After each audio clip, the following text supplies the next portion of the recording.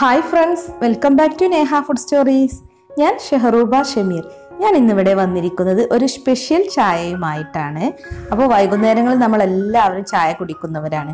അപ്പോൾ ഇന്ന് ഈ സ്പെഷ്യൽ ചായ ഒന്ന് ട്രൈ ചെയ്ത് നോക്കുക, എന്നിട്ട് എല്ലാവരും ഫീഡ്ബാക്ക് അറിയിക്കുക. അപ്പോൾ ഈ ചായ എങ്ങനെയാണ് ഉണ്ടാക്കുന്നത് എന്ന് നോക്കാം. അതിന് വേണ്ടി 2.5 കപ്പ് പാലാണ് ഞാൻ എടുത്തിട്ടുള്ളത്. ഇത് ഫുൾ ഫാറ്റ് മിൽക്കാണ്. ഇനിയിപ്പോൾ മിൽമയുടെ പാലായാലും കുഴപ്പമില്ല. അപ്പോൾ നമുക്ക് ഒരു പാനിലേക്ക് ഈ പാൽ ഒഴിച്ചു കൊടുക്കാം. 2.5 കപ്പ് പാലാണ് കേട്ടോ എടുത്തിട്ടുള്ളത്. ഇനിയിപ്പോൾ നമുക്ക് ഇതിലേക്ക് കുറച്ച് വെള്ളം ഒഴിച്ചു കൊടുക്കണം. 1/2 കപ്പ് വെള്ളമാണ് ഞാൻ എടുത്തിട്ടുള്ളത്. 2.5 കപ്പ് പാലിന് 1/2 കപ്പ് വെള്ളം. അപ്പോൾ അങ്ങനെ മൊത്തം 3 കപ്പ്.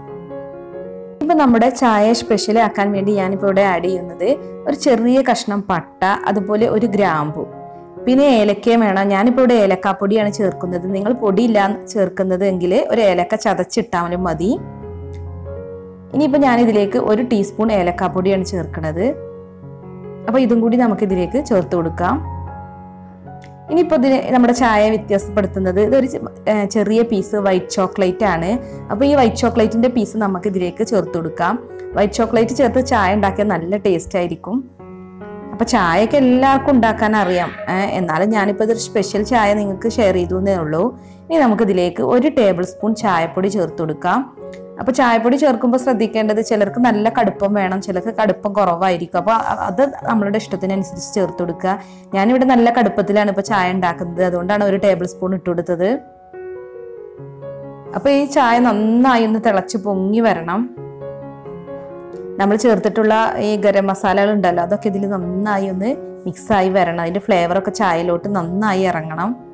അപ്പോൾ നന്നായി പൊങ്ങി വരുമ്പോൾ നമ്മളൊന്ന് സിമ്മിലേക്ക് മാറ്റുക ഫ്ലെയിം, എന്നിട്ട് കുറച്ച് നേരം കൂടി ഒന്ന് തിളപ്പിച്ചെടുക്കുക. ആ സമയം കൊണ്ട് നമ്മൾ ചേർത്ത ചോക്ലേറ്റ് ഒക്കെ ഒന്ന് മെൽറ്റായി വന്നോളും.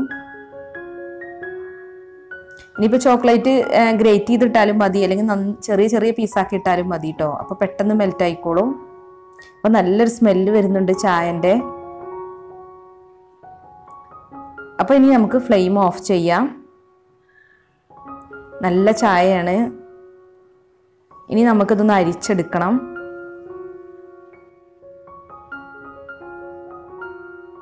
അപ്പോൾ ഇനി നമുക്ക് ഈ ചായ ഒന്ന് അരിച്ചെടുക്കാം.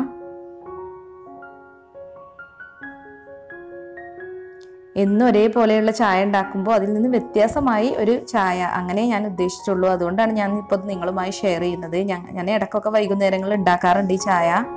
ഇനിയിപ്പോൾ വൈറ്റ് ചോക്ലേറ്റ് ഇല്ലാന്നുണ്ടെങ്കിൽ ഡാർക്ക് ചോക്ലേറ്റും ചേർക്കാട്ടോ, എന്നാലും നല്ല ടേസ്റ്റ് തന്നെയാണ്. ഇനിയിപ്പോൾ ഇതിൽ പഞ്ചസാര ചേർത്തിട്ടില്ല. അപ്പോൾ അതിലേക്ക് ഞാൻ ചേർക്കുന്നത് കണ്ടൻസ്ഡ് മിൽക്കാണ്. 4 ടേബിൾ സ്പൂൺ കണ്ടൻസ്ഡ് മിൽക്കാണ് ചേർക്കുന്നത്. അപ്പോൾ മധുരം തന്നെ ഓരോരുത്തരുടെ ഇഷ്ടത്തിനനുസരിച്ചാണ്. ചായ ചിലർ മധുരം ചേർക്കാതെയാണ് കുടിക്കുക, ചിലർക്ക് കുറച്ച് മധുരം മതി, ചിലർക്ക് കുറേ മധുരമാണ്. അപ്പോൾ അതിനനുസരിച്ച് കണ്ടൻസ്ഡ് മിൽക്ക് ചേർത്ത് കൊടുക്കുക. അപ്പോൾ കണ്ടൻസ്ഡ് മിൽക്ക് ചേർത്തിട്ട് ഇനി നല്ല വണ്ണം ഒന്ന് മിക്സ് ചെയ്ത് കൊടുക്കണം.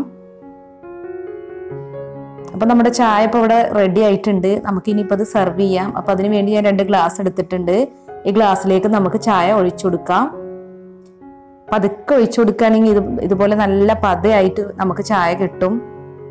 പിന്നെ നല്ല ചൂടോടുകൂടി തന്നെ കുടിക്കട്ടെ, അപ്പോഴാണ് നല്ല ടേസ്റ്റ് ഉണ്ടാവുക. കുട്ടികൾക്കൊക്കെ ആണെങ്കിൽ തണുപ്പിച്ചതിന് ശേഷം കൊടുത്താൽ മതി.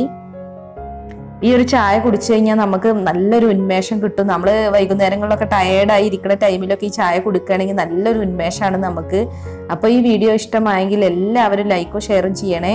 അതോടൊപ്പം എൻ്റെ ചാനൽ സബ്സ്ക്രൈബ് ചെയ്യാത്തവരുണ്ടെങ്കിൽ ഒന്ന് സബ്സ്ക്രൈബും കൂടി ചെയ്യണേ. അപ്പോൾ ഇനിയും ഇതുപോലുള്ള നല്ല വെറൈറ്റി റെസിപ്പീസുമായി നമുക്ക് വീണ്ടും കാണാം. Thanks for watching my channel.